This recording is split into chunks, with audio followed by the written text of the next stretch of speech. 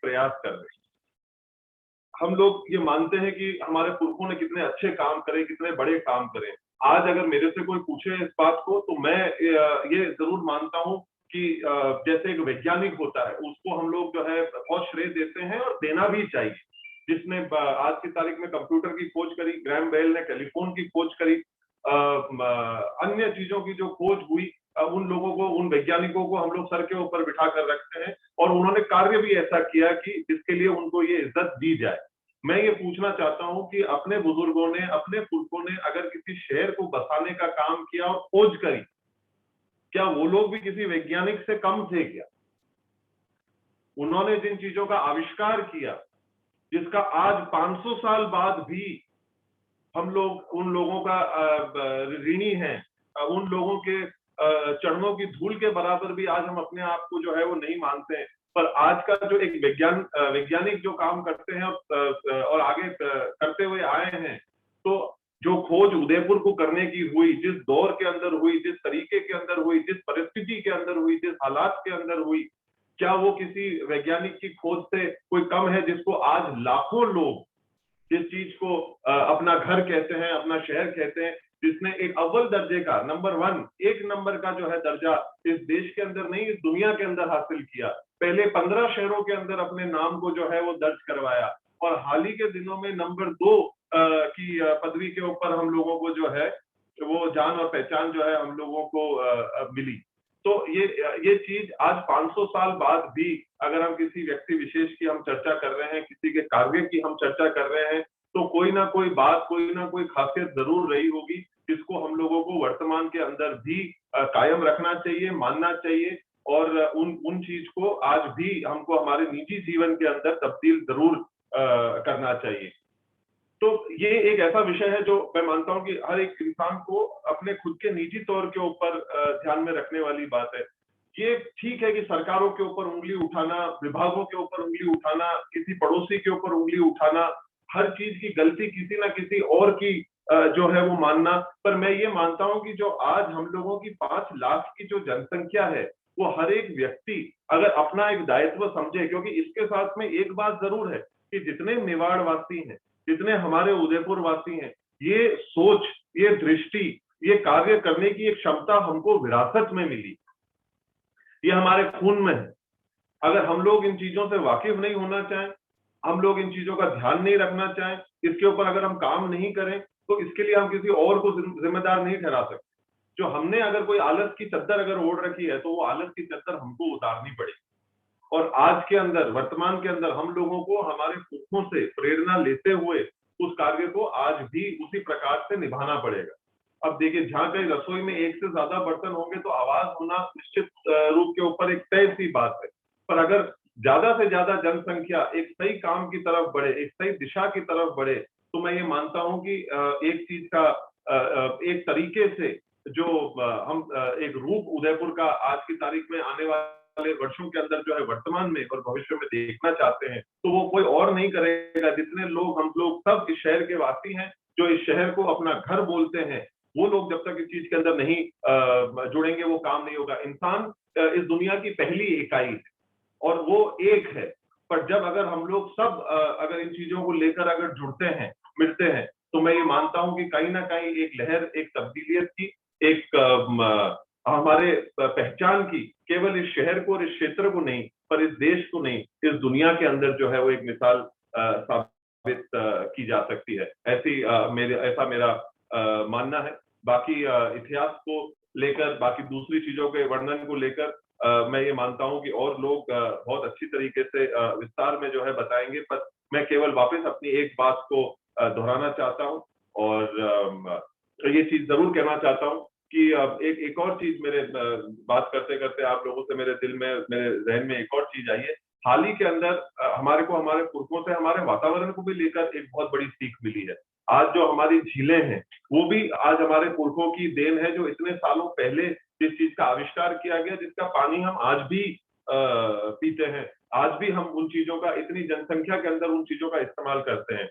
मेरे बड़े भाई और मेरे बड़े करीबी शैलेश जी लोढ़ा ने पंक्तियां लिखी थी, जो मैं मानता हूं कहीं ना कहीं इस दौर के अंदर बहुत सही साबित होती है कि सादगी थी, बंदगी थी, फेसबुक और व्हाट्सएप जब जब न थे तब जिंदगी थी। और ये बात मेरे को तब इस चीज का एहसास हुआ कि जब कुछ दिन पहले ही मैंने पानी को लेकर एक पोस्ट सोशल मीडिया के ऊपर डाली थी और उसके अंदर ये लोगों से गुजारिश करी थी कि एक ऐसी कुदरती देन है, ऐसा करिश्मा है जिसको हम लोगों को थोड़ा सोच समझ के इस्तेमाल करना चाहिए।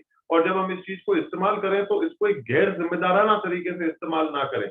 और खास तौर पे जब इस पिछले 18 महीनों से जिन परिस्थितियों से हम लोग झूल रहे हैं, हाथ धोने के काम जो है वो बढ़ गए हैं, साफ सफाई करने का जो काम है वो बढ़ गया है, पर जब हम हाथ धोते हैं या कुछ करते हैं तो हम टूटी को जो है हमेशा चालू छोड़ते हैं और वो पानी जो है वो बहता रहता है। हम हमारे पशु को जब नहलाते हैं और जब उसको साबुन लगाते हैं तो वो पाइप जो है उसको हम बगल में खुला छोड़ते हैं और ढेरों लीटर जो है वो पानी चलता रहता है। हम जब हमारी गाड़ी को धोते हैं और उसको साफ सफाई करते हैं तो बगल के अंदर पाइप को वापस हम लोग खुला छोड़ देते हैं। गार्डन को हम लोग पानी पिलाने जाएंगे और फिर हमारे को बीच में कोई फोन आ जाएगा तो पाइप को वहीं पटकेंगे और हम लोग कहीं टहलने के लिए निकल जाएंगे। आधे घंटे बाद हमारे को एहसास होगा कि अरे हमने पाइप खुला छोड़ दिया।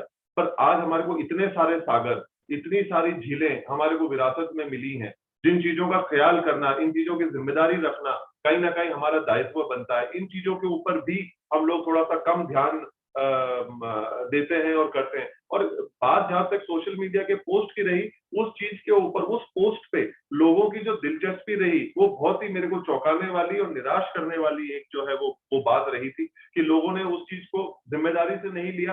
पर फिर भी मैं ये कहूंगा कि जितने लोगों ने भी उसके अंदर एक दिलचस्पी थी वो कहीं ना कहीं हम हमारे पुरखों की तरफ एक सम्मान की दृष्टि से जो चीजों को देखना चाहते हैं, जो उनके द्वारा चीजें जो करी गई हैं, बनाई गई है। और आज इस कुदरत ने, इस ईश्वर ने हमारे को जो करिश्मे मुहैया कराए हैं उनका इस्तेमाल करना एक जिम्मेदार तरीके से भी, वो भी हमारा कर्तव्य और फर्ज बनता है।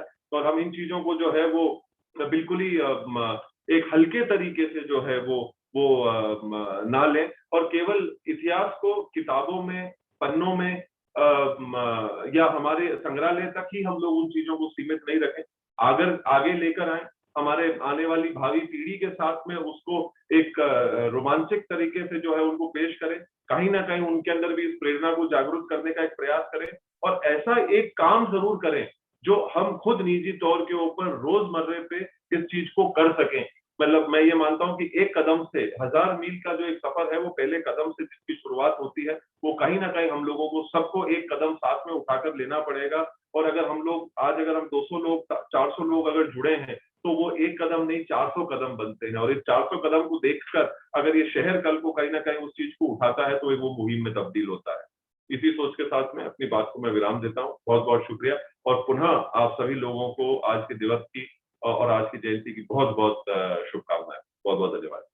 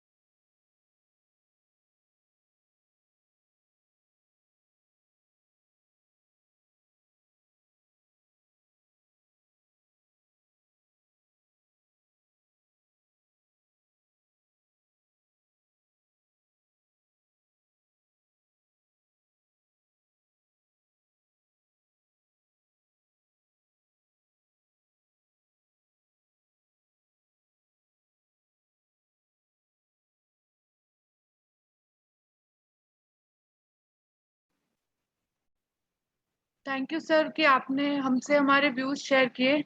अब हम आगे चलते हैं और कार्यक्रम के आगे की कड़ी में महाराणा उदय सिंह जी के जीवन पर आधारित बृहद शोधकर्ता और मेवाड़ के वरिष्ठ इतिहासकार श्री नारायण लाल जी शर्मा, आपने महाराणा भूपाल कॉलेज से उच्च शिक्षा प्राप्त की और गत 53 वर्षों से निरंतर अध्ययन और अध्यापन से जुड़े रहे हैं। इतिहास संरक्षण की ओर आपने कई कार्य करते हुए अनेकों पुस्तकें जैसे मेवाड़ का सम्मान, महाराणा उदय सिंह, अपराजय प्रताप आदि प्रकाशित की है और अन्य कई पुस्तकें प्रकाशन में ऑन द प्रोसेस है। तो मैं महाराणा कुंभा सम्मान से सम्मानित श्री नारायण लाल जी शर्मा से आग्रह करती हूँ कि वह अपने शोध कार्य वो महाराणा उदय सिंह पर अपना वक्तव्य प्रस्तुत करें।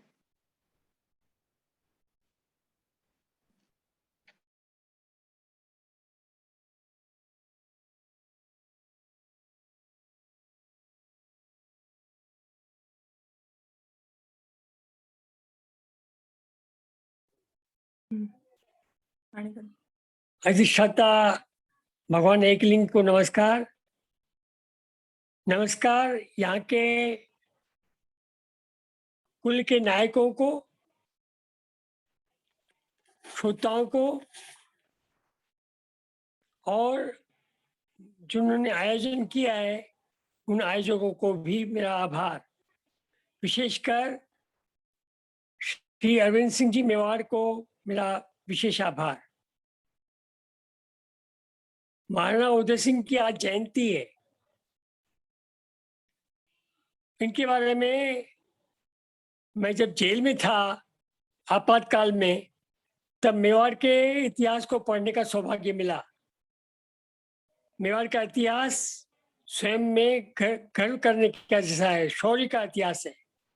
उसमें उदय सिंह के बारे में कुछ लिखना ये टेढ़ी खीर थी, क्योंकि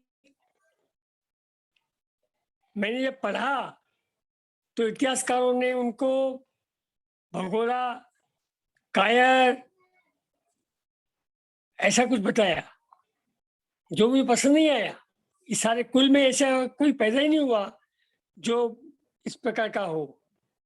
तो मैंने इसके लिए अपनी अध्ययन की बढ़ाई गति। मेवाड़ मुगल शोध प्रबंध जो डॉक्टर गोपीनाथ शर्मा का है उसको पढ़ा। एक लेख आया जिसमें शोध पत्रिका में आया था, डॉक्टर प्रोफेसर रामचंद्र तिवारी का। उन्होंने महाराणा उदय सिंह के बारे में लिखा था। वास्तव में महाराणा उदय सिंह के 3 बिंदुओं को जो मैं छूना चाहूँगा, श्रोता भी सारे इतिहासकार हैं ऐसा मुझे बताया गया, तो मुझे खुशी हुई कि इन महाराणा प्रताप के पिता जिनके बारे में लिखा गया था कि सांगा और पिता के बीच में पैदा न होते तो इतिहास कुछ और होता। ये लिखने वाले नेगेटिव ने लिखा, नकारात्मक लिखा, मैंने इसको सकारात्मक कर दिया। वास्तव में अगर उदय सिंह जी न होते तो इतिहास ही कुछ और होता। महाराणा प्रताप कुछ काम नहीं कर सकते थे, ऐसा मुझे लगता है। मेवाड़ में अगर काम हुआ है तो उसका कारण उनकी दूरदर्शिता थी, उसकी उदय सिंह की। जब उदय सिंह ने चित्तौड़ को अपने हाथ में ले लिया 1540 में, महाराणा प्रताप का जन्म हुआ और चित्तौड़ में राज किया। चित्तौड़ में राज करने के बाद 4 साल गुजरे नहीं थे कि शेरशाह का आक्रमण हो गया। शेरशाह का आक्रमण हुआ तो मेवाड़ जोधपुर को जीत करके वो जाजपुर आके ठहरे थे। तो उन्होंने देखा कि मेवाड़ पर आक्रमण करेगा तो निश्चित रूप से युद्ध होगा। युद्ध में झोंकना उस समय उचित नहीं समझा, क्योंकि 10 साल की बिगड़ी हुई स्थिति को इन्होंने समझा था उदय सिंह ने। उस उदय सिंह ने अपने यहाँ की चाबी उनके पास भेज दी, शेरशाह के पास। एक प्रकार सांकेतिक समर्पण किया, युद्ध को टाल दिया। ये सांकेतिक समर्पण, ये उनकी दूरदर्शिता थी। उन्होंने जो दूरदर्शिता की वास्तव में कमाल की थी। उस समय युद्ध को अगर झोंक देते मेवाड़ को तो शायद मेवाड़ ध्वस्त हो जाता। मेवाड़ की स्थिति ऐसी नहीं थी उस समय, क्योंकि 10 साल महाराणा रतन सिंह की हत्या होना, महाराणा विक्रम सिंह की हत्या होना, बड़वी का राज 4 साल तक राज करना और उदय सिंह को मार देना, ऐसा उसने घोषणा करना, वास्तव में ये ऐसे कारण थे जिसमें मेवाड़ की दुर्दशा हो गई। मेवाड़ गिर गया पूरा। इसमें दूरदर्शिता में देखा जाए तो गजब का किया उन्होंने। दूरदर्शिता केवल ये नहीं कि युद्ध को टाल दिया, उन्होंने शरणागत वत्सल होकर के शरणागत भी दी। भदनोर के राव बाज बहादुर और मालवा के बाज बहादुर, ग्वालियर के राम शाह और मेड़ता के ये जयमल, तीनों को शरण दे करके इन्होंने बहुत साहस का काम किया। शरण हमेशा उनको ली जाती है जो सुरक्षित स्थान होता है, बाकी हर एक नहीं लेता शरण। तो इस नाम को लेकर के उस आक्रांता ने, इस नाम को लेकर के आक्रांता ने आक्रमण करने की कोशिश भी की, जिसको उन्होंने ध्वस्त किया। उस समय वास्तव में महाराणा उदय सिंह ने वो काम किए जो दूसरा नहीं कर सकता था। शक्ति सिंह को उस समय उन्होंने उनके पास भेजा। अब ये कहते हैं, इतिहासकार ने लिखा है कि शक्ति सिंह उनसे रूठ के चला गया, ऐसा कुछ भी नहीं है। वास्तव में शक्ति सिंह को उन्होंने अपनी योजना से भेजा था। उसी प्रकार कुंवर प्रताप सिंह को उन्होंने तलहटी में रखा। अमर काव्य में लिखा है, तलहटी में रख करके उन्होंने 10 युवक भी रखे जो उनकी सुरक्षा के लिए थे। उसी काल में उन्होंने 3 युद्ध भी किए। उनको चौहानों पर आक्रमण किए, गोरवाड़ को अपने अधिकार में लिया, डूंगरपुर पर अपना अधिकार किया। ये उनकी विशेषता थी, दूरदर्शिता थी महाराणा उदय सिंह की अपने कला को मिटाने के लिए उन्होंने ऐसा किया। ऐसा कहते हैं कि उनकी भट्टानी रानी थी, जिनको अपनी सुंदरता पे गर्व था और अपने पुत्रों को चाहती थी राज दिलाना। ऐसा कुछ नहीं था। उन्होंने गृह कला को समाप्त करने के लिए उनको तलहटी में रखा और तलहटी में रख करके उन्होंने उसका गुण बता दिया कि योग्य था, योग्य है। युवराज घोषित नहीं किया, किंतु उनको उस योग्य ने बनाया, उस योग्य मेवाड़ को दिखाया कि महाप्रताप इस योग्य हैं, युवराज कुंवर योग्य हैं। उसी प्रकार से सूझबूझ थी उनकी, जिसमें उन्होंने उदयपुर को बसाया। अब ये 4 साल के बाद 1553 में जो लिखा हुआ चित्तौड़ पाटनामा में और उदयपुर पाटनामा में और राजविलास में मान ने लिखा है, अपने महाराणा सिंह के समय की पुस्तक है राजविलास, जिसके मान कवि थे। उन्होंने लिखा है 1553 में उदयपुर का निर्माण हो गया था। 1553 अक्षय तृतीया, उदयपुर का स्थान चुनना ये दूरदर्शिता थी उनकी। वास्तव में उदयपुर उस समय था नहीं, उदय सिंह ने बसाया इसको। उदय सागर को 59 तक शुरू किया, 65 में बन गया। जल संसाधन की दृष्टि से उदय सागर को बनाना उस समय की दूरदर्शिता थी ही। आपको ध्यान हो तो ठोकर चौराहे पर नाम है ठोकर चौराहा। ठोकर चौराहा नाम क्यों है? क्योंकि यहाँ तक इसकी ठोकर थी उदय सागर की।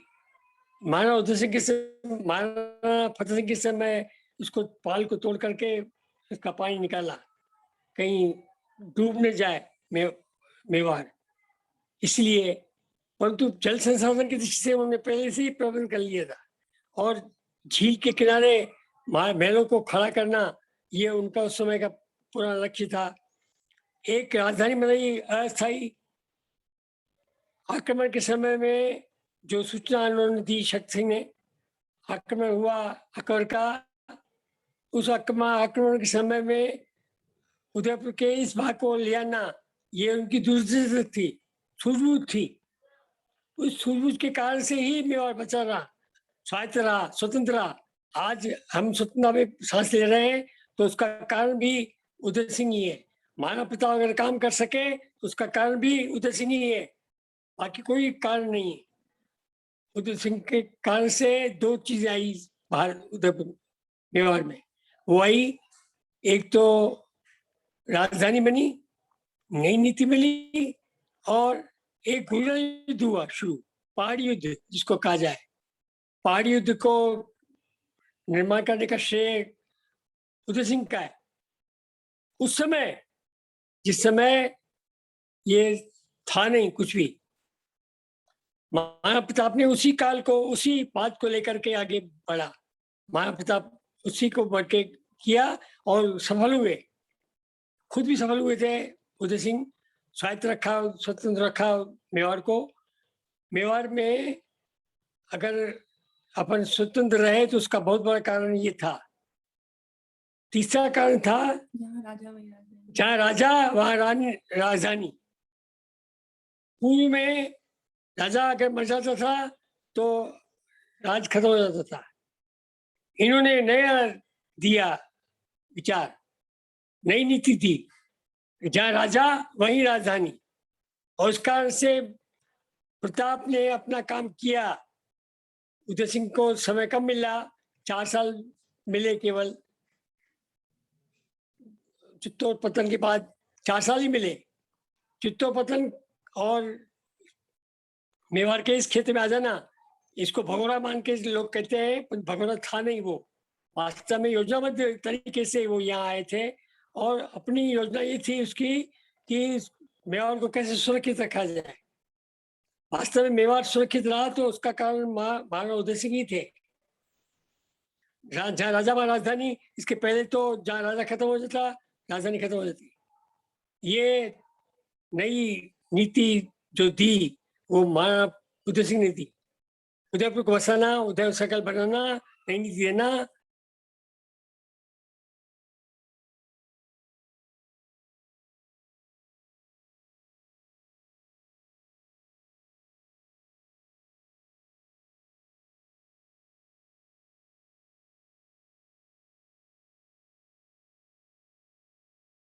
प्रश्न पूछ सकते हैं, पूछे तो मुझे खुशी होगी। सर्वे करो किताब जो बाकी हैं, किताब जो सर्वे करो अकेली जगह मैंने पुस्तक जो लिखी उसके लिए मुझे घूमना पड़ा था सारा मेवाड़। मंदिरों को घूमा, मंदिर में घूमा, मंदिर बनाए, उदय शाह मंदिर और उदय सागर पर उदय शाह मंदिर, दोनों मंदिरों में उदय शाह मंदिर बने। आपने देखा होगा, शायद नहीं देखा हो देख लेना। कलात्मक मंदिर है दोनों। ये मंदिर एक तो पश्चिमी किनारे पर बना हुआ है, जिसके चारों तरफ आजकल होटलें अधिकृत हो गई हैं, पता नहीं चलता मंदिर कहाँ है। ऐसा ही मंदिर वहां बना हुआ है उदय सागर के पाल पर। वो कलात्मक मंदिर है सब, उसको देखना आवश्यक है। उदय शाह मंदिर लिखा हुआ बोर्ड, देवस्थान ने ग्रहण कर लिए उनको। आपको प्रश्न पूछने हो तो जरूर पूछ सकते हैं। सर, एक सवाल है।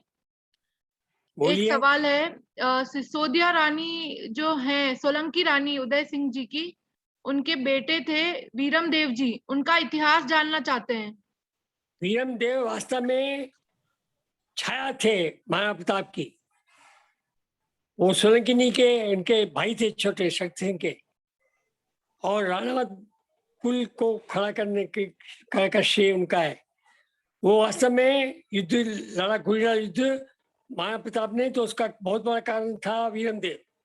इन्होंने खजाना और राजकोष और रनिवास, इनको एक साथ दूसरे साथ ले जाने का काम इन्होंने किया। पृष्ठभूमि में रहे, युद्ध नहीं लड़ा, परंतु ये पीछे रह करके लक्ष्मण की तरह काम किया वास्तव में वीरम देव ने। आज अगर ये सुरक्षित है अपन, तो उनका कारण ये भी है वीरम देव। सर, दूसरा सवाल है, आपने उदय सिंह जी पे ही शोध करने का फैसला क्यों लिया और आपकी पुस्तक का नाम?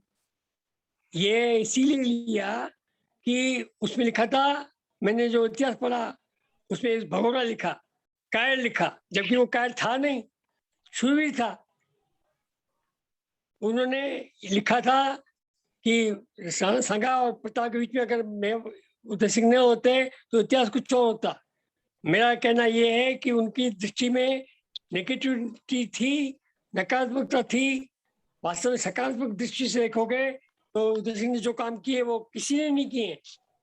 नई राजधानी बसाई, नई, ये हर एक नहीं कर सकता था। उदयपुर को आज देखने आते हैं विश्व में, तो उसका कारण उदय सिंह ही है, इसलिए मैंने उसको दिया। सर एक क्वेश्चन और है कि जैसे कि हम महाराणा प्रताप के लिए बोलते हैं कि वह सेना नायक थे, बहुत योग्य सेना नायक थे, क्या हम उदय सिंह जी के लिए ये बोल सकते हैं कि वह एक बेहतर प्रशासक थे? प्रशासक थे जी, इसके लिए आप इतिहास से क्या उदाहरण दे सकते हैं? इन दूरदर्शिता, सूझबूझ और नई नीति, ये इनकी वास्तव में मूल्यांकन, सही मूल्यांकन इसका यही है। वास्तव में मूल्यांकन हुआ ही नहीं सही में, स्थान जो मिलना चाहिए इनको मिला ही नहीं। प्रशासक कितने अच्छे थे, तभी तो मेरी दृष्टि में इनको भेजा शक्ति सिंह को। लोग लिखते हैं शक्ति सिंह रूठ के नहीं गया। और तरह ने बताया प्रताप को, ये भी दूसरी थी, ये दूरदर्शिता थी, सूझबूझ थी, प्रशासन की कुशलता थी और सांकेतिक समर्पण, ये भी उनकी कुशलता ही थी। एक करके अनम्यूट कर दें। सर हमसे जुड़े बहुत से ऐसे लोग हैं जो आपसे कई और सवाल करना चाहते हैं। हम धीरे धीरे उनसे जो है एक एक करके उनको अनम्यूट करते हैं, पर उससे पहले पन्नाधाय के इतिहास पे सवाल पूछा है। बताओ कि पन्नाधाय का इतिहास जानना चाह रहे हैं सर लोग। पन्नाधाय वास्तव में वो महिला थी जिनको कर्णावती ने अपना पुत्र सौंपा था, और अपने पुत्र का बलिदान करके उदय सिंह को बचाना ये सामान्य बात नहीं है। किसी माँ के लिए अति असामान्य बात है। उस समय छोटे नहीं थे, 14 वर्ष का था चंदन, सोया था उस समय, तो उसको पता था मैं मरूंगा तो भी सोया। कमाल है, ऐसी माँ कैसी हो सकती है? जिगर में पत्थर रख करके उन्होंने ऐसा काम किया और उदय सिंह को बचा करके देवरिया, डूंगरपुर और भूमट के क्षेत्र से पैदल ले गई कुंभलगढ़ में घोषणा की 37 में, और 37 में राज तिलक हुआ, सभी सामंतों को बुलाया। ये कम बात नहीं है, मौसेरा करने के नाम पर उसने ये काम किया और उसकी शादी करवाई पाली के मान सिंह की लड़की से, जयंदा से। ये सब पन्नाधाय ने किया। पन्नाधाय वीर महिला थी, वीर महिला मानता हूँ, गुजर थी, वीर महिला थी। सर ऐसे ही उदय सिंह के शासनकाल में किन महिलाओं का और योगदान रहा? अभी महिलाओं के लिए तो मैंने शोध किया ही नहीं है। नहीं, जैसे आपने पन्नाधाय के बारे में बताया वैसे ही जो है उदय सिंह ऐसे कंफ्यूजन एक तो ये है कि पन्नाधाय जो थी गुजर नहीं थी जी। वास्तव में एक पन्नाधाय और थी जो खींची थी, जिसके बारे में उन्होंने लिखा है कर्नल ट्रॉड ने। वास्तव में रावण राणा की बात में ये स्पष्ट लिखा है उन्होंने कि उस समय खींची नाम की एक महिला थी जो सेविका थी, वहां थी, जिसको पन्नाधाय जानती थी। पन्नाधाय ने वहां बैठ कर के कहा था कि इसको जाके पूछो मैं कौन हूँ, तो उन्होंने बताएगी वो। तो बताया उन्होंने कि उदय सिंह को बचाने का श्रेय उनका ही है, अपने पुत्र को बलिदान देकर के चंदन का, और उसको बचाया। 14 साल के कम होते क्या? सब जानकारी होती है, सब जानकारी थी, उदय सिंह को भी थी। 14-15 साल के थे उदय सिंह उस समय।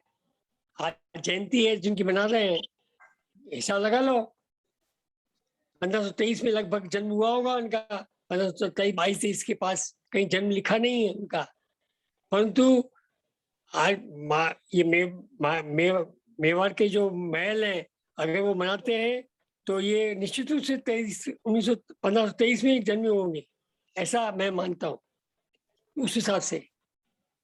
सर माथुर साहब हमारे साथ हैं, गिरीश नाथ माथुर जी, वो हाँ, आपसे एक सवाल करना चाहते हैं। हम उन्हें अनम्यूट कर रहे हैं अभी।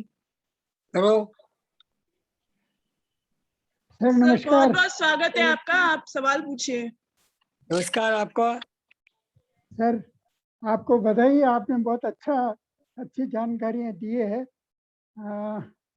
मैं ये जान रहा था कि महाराणा उदय सिंह ने जो वागड़ और जो सलूम्बर की तरफ जो अभियान किए वो कौन से काल में किए? वो महाराणा प्रताप जो कुंवर थे तब किए, और महाराणा प्रताप गए थे उस समय चौहानों को जी। जमाने के लिए। हाँ महाराणा वो तो बात सही है। महाराणा प्रताप के गुणों को जानते थे वो, इसी तलरे में रखा उनको, और उस काल में ही उन्होंने इनको सेनापति बना करके 3 युद्ध लड़वाए और ये जीते, खुद ने भी वो जीते चित्तौड़ युद्ध। प्रवास के दौरान किए या कुंभलगढ़ चले गए उसके बाद? चित्तौड़ प्रवास के दौरान ही किए? नहीं, उसमें लिखा हुआ कुंवर अमर का भी पढ़ो आप, ये वो पढ़ा मैंने। रणछोड़ भट्ट का। जी पढ़ा। वो कह रहे हैं 1567 की बात। ये पूछ रहे हैं कि चित्तौड़ अच्छा, ये वैसे कुंवर प्रताप के समय में हुआ है। हाँ वो कुंवर, वो तो सही बात है। की कुंभलगढ़ कुंवर प्रताप ने उसमें बड़ा योगदान दिया, बावजूद इसके कि उनके साथ अच्छा वो सौतेला व्यवहार था, तब भी कुंवर सोचना प्रताप नहीं था, ये सोच आप लोगों का है, सोचना था ही नहीं। योजना उनको बदली ठीक है कि तरीके से नीचे लिखा रखना था था। गुजराती में। ये लिखा जो लिखा आवश्यक नहीं लिखा हुआ सही हो सब जगह। हम्म। लेकिन प्रताप ने तो अपना कर्तव्य निभाया। पूरा निभाया, रक्तहीन जी। क्रांति की है जी उदय सिंह के देहांत पर। जी रक्तहीन क्रांति बिल्कुल कहीं नहीं बिल्कुल हुई। बिल्कुल। उदय सिंह का प्रेम उनके साथ था और उन्होंने अपना कर्तव्य निभाया, ये बिल्कुल और सही बात। इसलिए विराज घोषित नहीं किया किसी को भी इन्होंने, कला नहीं हो जाए घर में, हाँ नहीं किया, बिल्कुल इस घर बात से पे मैं कला न सहमत हो हूँ। जाए, घर का कला कहीं प्रकट न हो, इसलिए उन्होंने ऐसा घोषणा ही नहीं की। जी जी और षड्यंत्र बाद में हुआ तो सामंतों ने उसको दबा दिया और उसको बना करके तिल करके महाराणा प्रताप का। बिल्कुल बिल्कुल और बिल्कुल। उदय सिंह वास्तव में दूरदर्शा थे। हाँ बिल्कुल, इससे सहमत है सब, बिल्कुल हाँ। सहमत, बिल्कुल सहमत उन्होंने है। अपने पुत्रों को सब देश अपने देश के लिए रक्षा करने के लिए किया। वास्तव जी में प्रताप ऐसा खड़ा हुआ जिसने संपूर्ण देश को हिला दिया। जी जी बिल्कुल बिल्कुल बिल्कुल।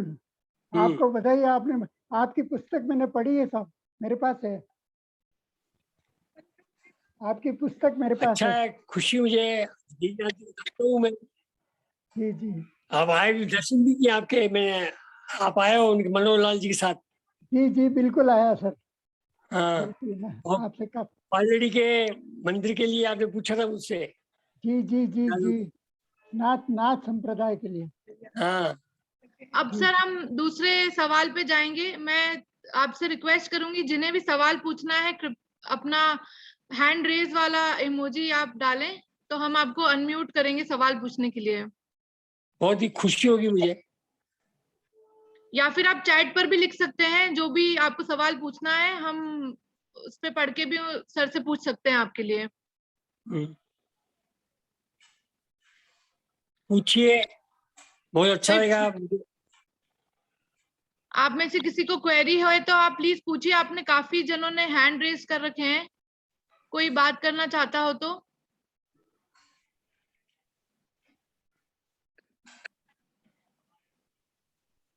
सर अभी तो सवाल नहीं आ रहे हैं, तो एक मेरा सवाल था कि बोलिए। सब जनों ने बहुत सी पुस्तकों में महाराणा उदय सिंह को भगोड़ा और इस तरह का लिखा गया है, और बहुत से लोग मानते हैं कि अकबर के अटैक के बाद महाराणा उदय सिंह जी ने ये फैसला लिया कि उदयपुर बसाना है, जबकि 1553 में ही इसका हमें प्रमाण मिलता है कि महाराणा उदय सिंह जी ने उदयपुर को बसाने का काम शुरू कर दिया था। तो इस तरह का क्यों लिखा गया उनके लिए? अज्ञान क्या और क्या कर रहे हैं, ये अज्ञानी कहेंगे। राजविलास को पढ़ा नहीं, पाटनामा पढ़ा नहीं, और उसके बाद कर दिया। पता नहीं क्यों लिखा। ये लिखा है उन्होंने, आप ये आश्चर्य करोगे, कविराज श्यामदास ने और कोलशे ओझा ने, कि ये 1959 में 1559 में बनाया उदयपुर को, जबकि ऐसा है नहीं। डॉक्टर गोपीनाथ जी ने इसको वापस खंडन करके लिखा है, खंडन किया अपनी पुस्तक का, खुद की पुस्तक का खंडन किया है। उस समय मैं मिला हूँ उनसे, ध्यान देना उनका। सर एक सवाल और था, जब आप शोध कर रहे थे महाराणा उदय सिंह जी के ऊपर और आपने नई अवधारणाएं जो है इतिहास को बदल के रखा एक तरीके से उदय सिंह जी को लेकर, तो आपको किस तरीके की, क्या कोई आलोचनाओं का सामना करना पड़ा या किस तरीके से आपने अपनी थ्योरी को सेट किया? अब तो ईश्वर की देन है, मैंने कोई परंतु विरोध जरूर हुआ, विरोध तो किया लोगों ने। विरोध तो हर प्रकार से होता है, अच्छी बात का विरोध होना सामान्य बात है। मैंने, मुझे जो लगा मैंने लिख दिया। मैं इतिहासकार नहीं हूँ, कहता हूँ उनको, मैं इतिहासकार नहीं हूँ, मैंने इतिहास पढ़ा है, तो छुट्टी होगी मेरी। ये अच्छा है, आपने प्रश्न किया, अच्छा किया प्रश्न। वास्तव में विरोध तो होता ही है। भगोड़ा नहीं था, वो वीर था, इन्होंने मालदेव को जीता, हाजी खां को जीता, चित्तौड़ को अपने हाथ में लिया, बिना युद्ध किए थोड़ी होता ये। लड़ी, केवल मात्र वहां छोड़ करके आना और चित्तौड़ पतन होना, ये भगोड़ा नहीं कहलाता। योजनाबद्ध तरीके से आए यहाँ, बिना उसके नहीं है। मीटिंग हुई थी पूरी, सामंतों ने और संबंध नागरिकों की मीटिंग हुई थी। उस मीटिंग में तय हुआ कि उदय सिंह को ये छोड़ना चाहिए, और उदय सिंह ऐसे ही नहीं आया, बिना लापरवाही के नहीं आया। वो अपने चुनाव फत्ता और जयमल को वहां इंचार्ज बना करके फिर आया, और 6 महीने तक युद्ध लड़ते रहे अकबर, 6 महीने तक। ऐसी सामान्य बात नहीं है, आक्रांता था वो।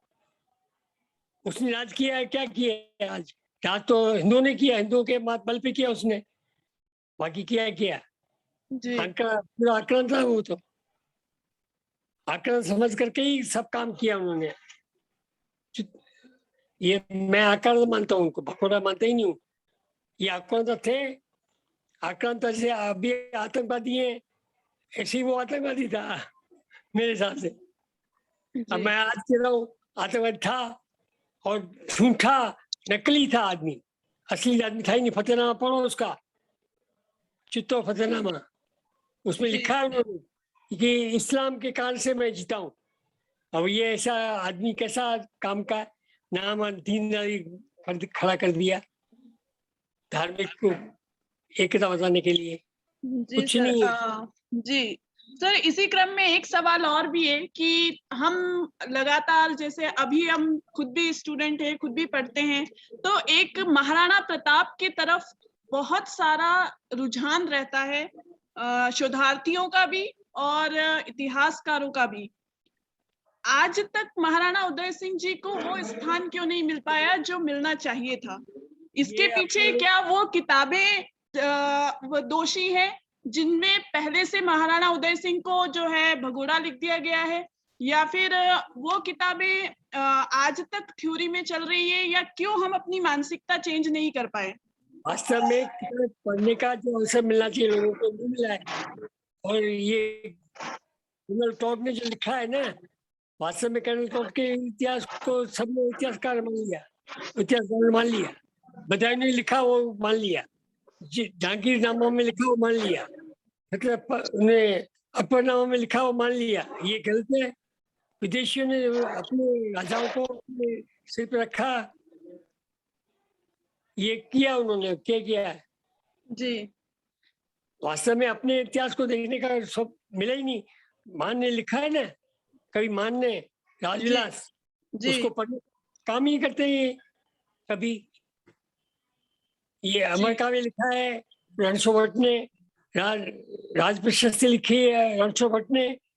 ये किताब पढ़ने का मौका मिलता नहीं, संस्कृत है, संस्कृत पढ़ते ही नहीं, संस्कृत में काव्य। अब हिंदी करके आ रहे किताब ग्रंथ पढ़े, इतिहास का तो अच्छा रहेगा। बाकी है इसमें ऐसा नहीं कि नहीं है। जी सर, जयमल और पत्ता के इतिहास पे एक सवाल है, आपसे जानना चाहते हैं जयमल और पत्ता का इतिहास। जयमल नेता के थे और उनको शरण दी थी महाराणा उदय सिंह ने। ताकतवर थे, वीर थे, योद्धा थे और फट्टा चुंडावत के संतानों में से थे, चुंडा के, रावत चुंडा के, जिनको ठिकाना मिला था केलवा का उस समय। अब वो ठिकाना है आमेट का, इसलिए आमेट के राव कहते हैं उनको, रावत। वास्तव में ठिकाना उस समय केलवा का था उनका। उस समय आए थे और इनकी महारानी ने वहां जौहर किया है चित्तौड़ में, उनके साथ अनेक ने किया है। और उस समय अकबर अगर दयालु होता तो वहां की जनता को मारता नहीं। 30,000 लोग मारे उन्होंने उस समय। ये मैं नहीं लिख रहा हूँ, उनकी खुद की फतेहनामा में लिखा हुआ है, चित्तौड़ फतेहनामा में। ये पढ़ने का कोई करता ही नहीं है। मैंने उसका हिंदी करके लिखा है किताब के पीछे। सर, आपकी किताब के लिए बहुत से सवाल आ रहे हैं कि आपकी किताब का नाम क्या है और आपकी किताब की विशेषता सब जानना चाहते हैं, तो आप उसके बारे में थोड़ा सा बताइए। किताब तो मैंने बताई ना, उनका सही मूल्यांकन नहीं हुआ। मैंने उसकी सही मूल्यांकन करने का प्रयत्न किया है। मैं ये नहीं कहता हूँ। किताब का नाम है महाराणा उदय सिंह, बस। और उन्होंने जो उदयपुर को बसाया, अपने उदय सागर का निर्माण कराया, उदय का मंदिर बनाया, ये वास्तव में निर्मित करने वाले व्यक्ति थे।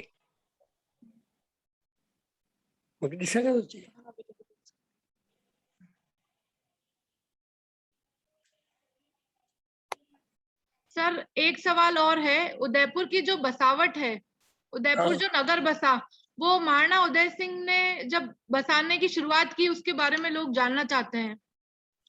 उदयपुर को बसाने के लिए उन्होंने पहाड़ी क्षेत्र चुना जिसमें गिरवा के पहाड़ सारी तरफ घिरे हुए हैं और 2 दर्रे हैं केवल, एक चीरवा का और एक देबारी का। वो उनको बंद कर दिया जाए तो मेवाड़ का राजधानी सुरक्षित। उन पर आक्रमण हुए हैं हमेशा, चीरवा के घाटे पर और इधर। अब बाद में जहांगीर ने राणा उसका किया था शुरू, इसका राणपुर का मंदिर, राणपुर का खतरा लिया था। बाद में देसूरी का खतरा भी है। ये वास्तव में सुरक्षित स्थान था, इसलिए यहाँ आए थे।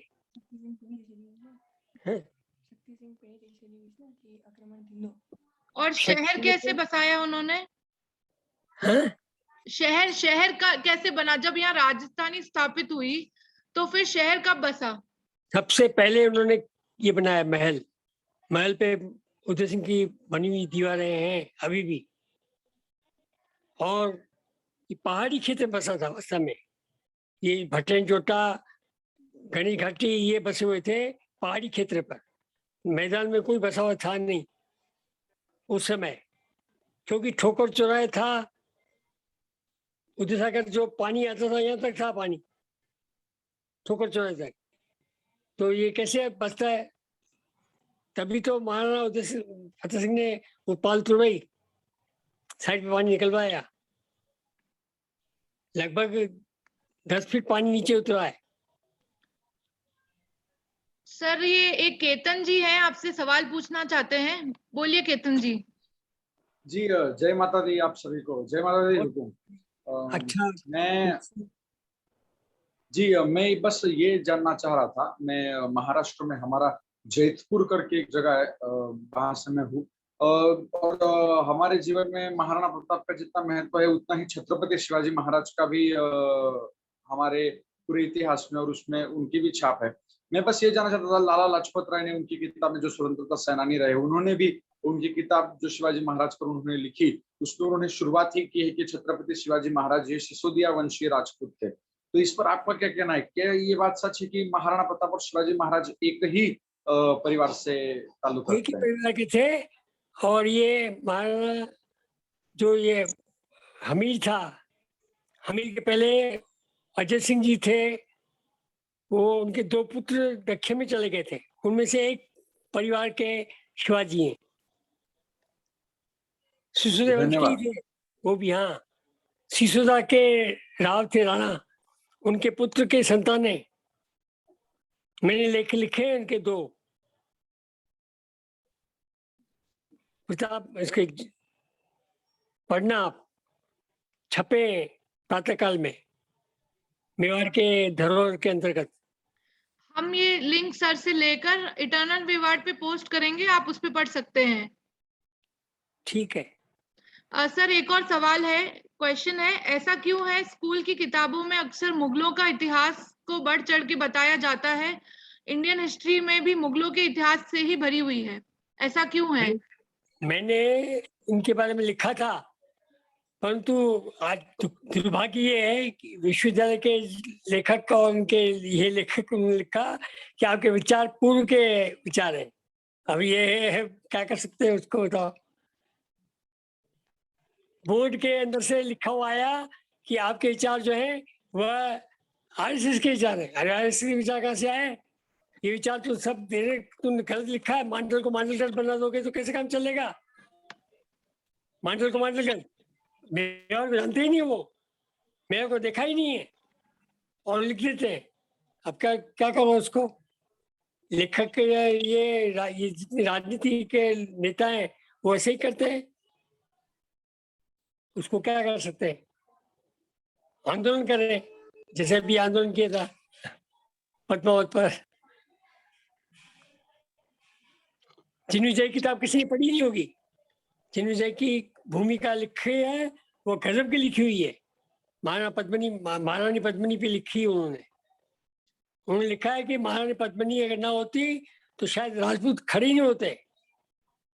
उसमें लिखा है मणि जिनविजय ने। पढ़े कौन? हेमचंद्र की पुस्तक है वो, घोड़ा बदल चौपाई उनकी है, पद्मिनी घोड़ा बदल चौपाई, उसकी भूमिका में लिखा है। 40 पृष्ठ की भूमिका है और छपा है वहां से राज्य प्रतिष्ठान जोधपुर। कोई पढ़ता नहीं है, दिक्कत ही है, और पढ़ता है तो उसमें विश्वास नहीं करते लोग, तथ्य पढ़ना पसंद नहीं करते। हेलो जी सर, हम और सवालों का इंतजार कर रहे हैं। सवालों की कड़ियां मेरे हिसाब से खत्म हो चुकी है, अब कोई सवाल आ नहीं रहा है। अगर आप में से किसी का कोई सवाल है तो कृपया हमें चैट पे मैसेज करें, क्योंकि हम अनम्यूट कर रहे हैं पर जवाब नहीं आया है। अभी जवाब नहीं आया तो बाद में कभी ले ले, कोई दिक्कत नहीं। हाँ, एक सवाल है सर, एक सवाल है, पन्ना धाय की छतरी के बारे में आपको कोई जानकारी है कि उनकी मृत्यु कहाँ हुई थी? मुझे ध्यान नहीं है इसका, जो ज्ञान अच्छा, नहीं है मैं कैसे बताऊं। ठीक है सर। हाँ। और कोई सवाल आप कोई पूछना चाहते हो तो प्लीज हमें चैट पे लिखिए, या हम आपको म्यूट करेंगे, अनम्यूट करेंगे, आप बताएं। सर एक सवाल मेरा था कि महाराणा उदय सिंह जी का जो जीवन रहा है, उन्होंने उदयपुर को बसाया, लेकिन गोगुंदा का क्या इम्पोर्टेंस रहा उनके शासन में या उनके राज्यकाल में? उनके ये राजधानी बसाने के बाद क्या हुआ, राजधानी तो पूरी बनी नहीं थी, तो अस्थायी राजधानी बनाई गोगुंदा को, गोगुंदा और कमलगढ़ को अस्थायी राजधानी बनाई। अस्थायी राजधानी करने से उनका वहीं उसको दुख हुआ था, पतन का खुश तो थे नहीं, चित्तौड़ के पतन से वो खुश नहीं थे, इसलिए जल्दी देहांत हो गया। जी वैसे अस्थायी राजधानी थी गोगुंदा जी उनकी। हाँ जी, बहुत बहुत धन्यवाद सर। एक सवाल और है सर, झालामान के बारे में पूछ रहे हैं। झालामान के बारे में तो प्रताप के बारे में पूछो, झालामान के बारे में हाँ, तो फिर हम प्रताप की कड़ी में ये झालामान वाला टॉपिक लेंगे। जरूर जरूर। बिल्कुल। अगर उदय सिंह जी से एक जने ने पूछा है, महाराणा उदय सिंह पर शोध किए विषयों के बारे में आप बताइए कि किस किस विषय पे महाराणा उदय सिंह जी पे आपने शोध किया? शोध करने की शब्द ठीक नहीं है, मैंने वास्तव में अपने मन की बात लिखी है उसमें। वास्तव में ये उदय श्याम मंदिर और ये देखने के बाद लगा मुझे कि उदयपुर शहर बसा है स्वयं में, ये कम बात नहीं है। उदय सागर बनना ये कम बात नहीं है। ये वास्तव में अपने में अलौकिक चीज है। आज उदयपुर को देखने के लिए लोग कितने आते, क्यों आते हैं? ये महाराणा उदय सिंह के कारण। ये प्रेरणा के काम तो ये हुए, और ये प्रेरणा मुझे इन्हीं इतिहासकारों से मिली है। वास्तव में इतिहासकारों ने प्रेरणा दी। और साथ में क्या है, मेरा पात्रकाल के साथ संबंध रहा है। पात्रकाल वालों ने छापा है, उनको पत्रिका ने छापा है। और डॉक्टर गोपीनाथ शर्मा जब जिंदा थे तब उनसे संपर्क था मेरा। अच्छा, उन्होंने मुझे मार्गदर्शन दिया खास। वास्तव में उनके कारण से ही मैं लिख सका हूँ कुछ। जी अपराजय प्रताप पर पुस्तक लिखी है, वो भी उसके कारण लिखी है मैंने। जी। अभी ये तो कहीं शोध क्या ही नहीं, शोध करना अलग विषय है। शोध बहुत चीज अलग है। शोध उन्होंने किया है मेवाड़ मुगल संबंध में, महाराणा पर उसमें लिखा है महाराणा उदय सिंह के बारे में। जी कार्यक्रम की इस अंतिम कड़ी में आप सभी के सवालों को लिया गया, जिसके आशा करते हैं कि जिसके जवाब हमें सर से मिले होंगे और आप सबकी जो जिज्ञासाएं हैं वो शांत हुई होगी। सर, हम आपके बहुत बहुत आभारी हैं कि आपने अपना महत्वपूर्ण समय निकाला और हमें उदय सिंह जी के उन पहलुओं से परिचित करवाया जिनको अभी तक इतिहास में स्थान नहीं मिला था। इतिहास में स्थान तो अभी भी नहीं मिला है। मैं तो कह रहा हूँ मूल्यांकन सही होना चाहिए बस। जी बिल्कुल सर, हम प्रयासरत रहेंगे। हम, हमारी टीम और हमारा ऑर्गेनाइजेशन इस तरीके के प्रयास सदैव करते रहेंगे कि महाराणा उदय सिंह को वो स्थान मिले इतिहास में जिनके वो सही हकदार हैं, और उनकी ख्याति जो है वो हम हमेशा फैलाने की प्रयास करते रहेंगे। और हम चाहेंगे कि जो लोग हमसे जुड़े हैं वो भी महाराणा उदय सिंह जी के बारे में पढ़ें और अपनी शोध की प्रवृत्ति को जागृत करें और उनके ऊपर शोध करने का प्रयास करें। मैं ये कहना चाहती हूँ कि ज्यादातर जो लोग हमसे आज जुड़े हैं वो सब हमारे सिटी पैलेस के ही लोग हैं। आप लोग डेली इन सब चीजों को, इस इंफॉर्मेशन को अपने लोगों को पास ऑन करते हैं। तो आप लोगों से एक रिक्वेस्ट है कि महाराणा उदय सिंह जी के बारे में जो आप कहते हैं या नहीं कहते हैं कि वो भाग कर आए थे या नहीं भाग के आए थे, उस वर्जन को आप लोग जरूर ठीक कीजिएगा। जो भी इसका इस इतिहास से रिलेटेड अगर आपको कोई सवाल भी पूछने हैं तो आप अभी पूछ सकते हैं, और नहीं तो आने वाली कड़ियों में इन्हीं 12 लेक्चर अभी और होंगे। इसमें महाराणा उदय सिंह जी के ऊपर ही पूरा जुड़ा हुआ होगा कार्यक्रम। आप हमसे हर लेक्चर में जुड़े। मैं खुश हूँगा, मैं खुश होऊंगा। बिल्कुल सर। हाँ। Okay, thank you everybody. कल हम फिर जुड़ेंगे 4 बजे। आपका बहुत बहुत धन्यवाद। नमस्कार। नमस्कार।